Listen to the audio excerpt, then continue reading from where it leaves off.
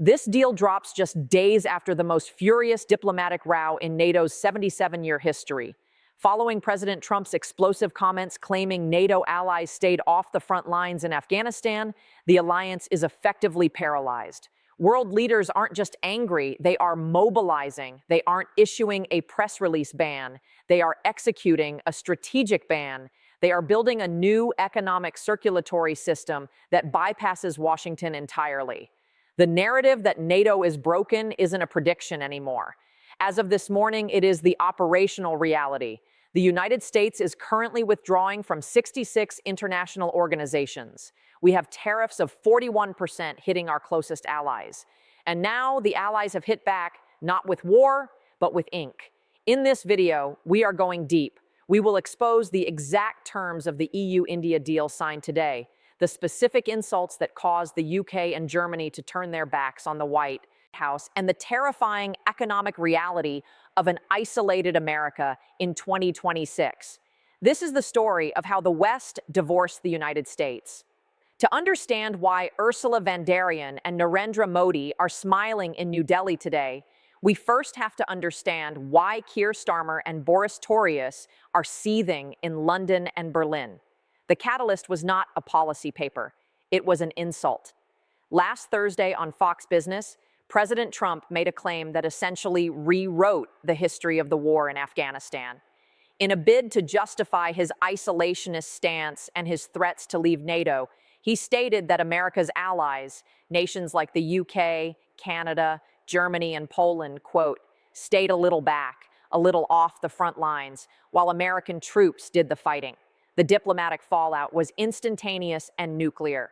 For the first time in decades, the British Prime Minister publicly rebuked a sitting U.S. president with visceral anger. Sir Keir Starmer called the comments, frankly, appalling and insulting.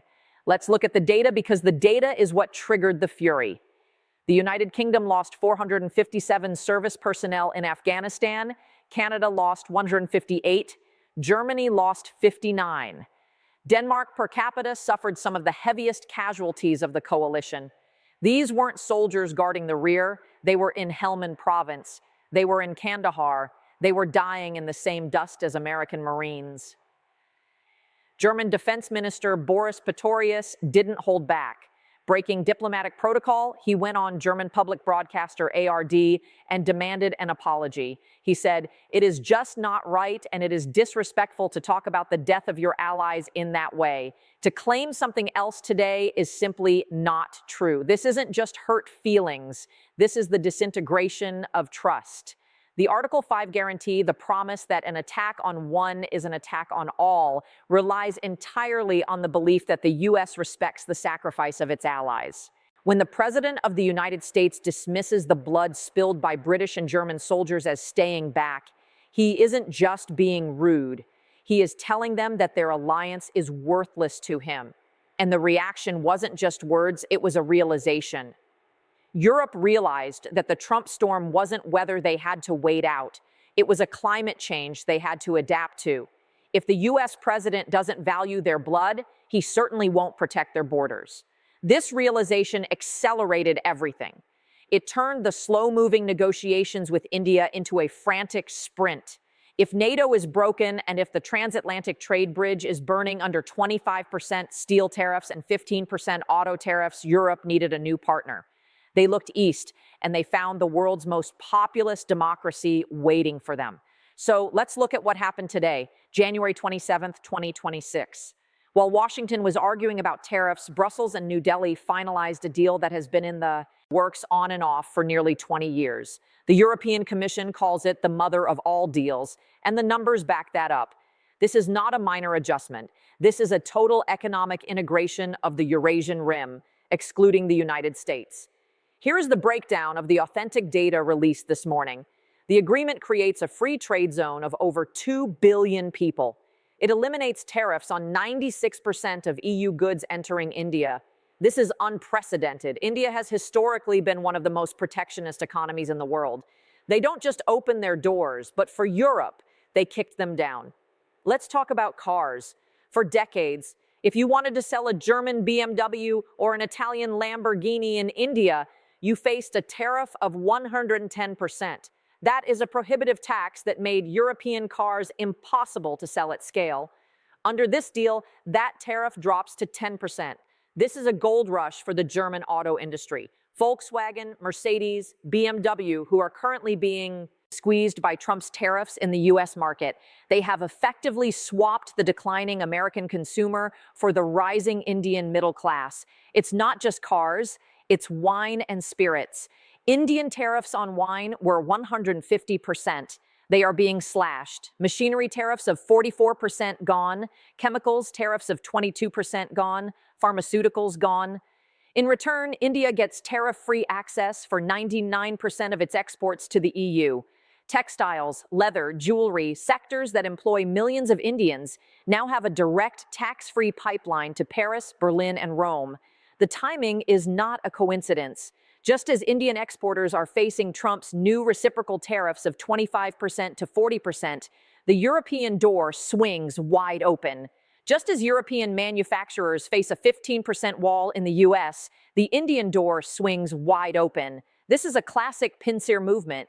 The two largest democracies in the world by population and aggregate GDP are hedging against the instability of the third. Ursula von der Leyen put it bluntly. In New Delhi today, we have sent a signal to the world that rules-based cooperation still delivers great outcomes. That signal is directed at one man, Donald Trump. The message is simple. We do not need you to prosper. The title of this video mentions a ban. Now, legally, you cannot kick the United States out of NATO or the WTO easily. But in geopolitics, you don't need a legal eviction notice. You just need to change the locks. And that is what a soft ban is. A soft ban is when allies stop sharing intelligence because they don't trust your president. A soft ban is when trade routes are redrawn to bypass your ports. A soft ban is when the G7 summit becomes a G6+1, where the real decisions are made in the hallway before the American president arrives. We are seeing this happen in real time. While Europe integrates with India, the US is retreating into a bizarre isolation. President Trump has launched his Board of Peace, an alternative international forum that includes Vladimir Putin, but excludes traditional Western allies. He has withdrawn the U.S. from 66 international organizations in the last year alone, citing globalist agendas. The result? The world is moving on. Look at the strategic autonomy push in Europe. For years, strategic autonomy was a buzzword in Brussels. It meant Europe should be able to defend itself without America. It was a dream. Today, it is a survival strategy. The EU-India deal includes a massive chapter on defense and security. They aren't just trading wine and cars. They are discussing maritime security in the Indo-Pacific. They are discussing cybersecurity. They are discussing things they used to discuss with Washington. India, too, is pivoting. India was a key member of the Quad. US, India, Japan, Australia, designed to counter China. But with the US becoming unpredictable, imposing tariffs on Indian goods and threatening visas, India is diversifying. They are betting that a partnership with Europe is safer than a marriage with MAGA. So, what does this mean for you, the American viewer, or for the global economy? The isolation of the United States is not cost-free. In fact, it is incredibly expensive. President Trump believes that tariffs will force companies to return to the U.S. He calls it the Great Rebuilding. And to his credit, he did secure a massive $550 billion investment pledge from Japan in July 2025. But economists warned that these pledges are often paper tigers, promises that evaporate when the economic weather turns bad. The reality on the ground is inflation. When you put a 25% tariff on global imports, prices go up. But the bigger danger is market access. American farmers, soybean growers in Iowa, corn growers in Nebraska relied on export markets. When Europe and India sign a deal that eliminates tariffs between them, American farmers are left on the outside looking in. A French farmer can now sell wheat to India tax-free. An American farmer has to pay a tariff. Who do you think the Indian buyer will choose? This is called trade diversion, and it is the silent killer of economic superpowers. The EU-India deal gives European companies a first-mover advantage in the Indian market of 1.45 billion people. By the time the US wakes up and tries to negotiate its own deal, the shelves will already be stocked with German appliances, French fashion, and Italian food. We are losing the market of the future because we are obsessed with the grievances of the past. By 2030, the EU-India trade corridor is projected to double in volume. Meanwhile, US trade with Europe is projected to shrink by 15% due to the ongoing tariff war. This is the math of decline. You don't lose your superpower status in a single battle. You lose it because everyone else starts doing business without you, and we cannot talk about this diplomatic breakdown without mentioning the absurd yet dangerous Greenland crisis. It sounds like a joke, but it is a major driver of the current NATO fracture. President Trump has renewed his interest in purchasing Greenland from Denmark. When Denmark refused again, tensions spiked. Trump threatened tariffs on Denmark, a NATO ally. This isn't just about real estate. It's about the Arctic. As the ice melts, new shipping lanes and resources are opening up. The US wants control, but by bullying Denmark, a loyal NATO member, Trump has terrified the rest of the Nordic countries. Sweden, Finland, and Norway are now looking at the US not as a protector, but as a predator. This has pushed the Nordic bloc deeper into the arms of the European Union's defense mechanisms and further away from NATO's US-led structure. It is another brick in the wall of isolation. History will likely look back at January 2026 as the turning point, the moment when the rimland of Eurasia, Europe, and India decided to join hands and close the gate on the Atlantic power.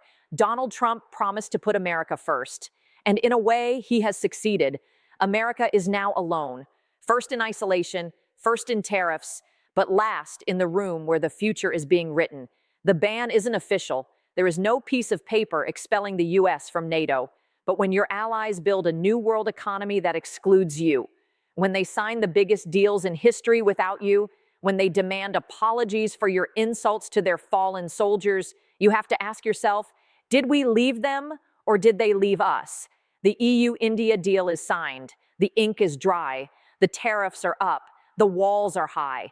Welcome to the new world. It's a furious one. And for the first time in a century, America is flying solo. This is a rapidly developing story. The ramifications of the EU-India deal will take months to fully materialize. And the US response, likely more tariffs, is expected within days. If you want to stay ahead of the geopolitical curve, make sure you are subscribed. We are tracking the money, the treaties, and the silence between world leaders. What do you think? Is this soft ban the end of US hegemony, or is Trump right to demand more from allies, even if it means burning bridges? Let us know in the comments below.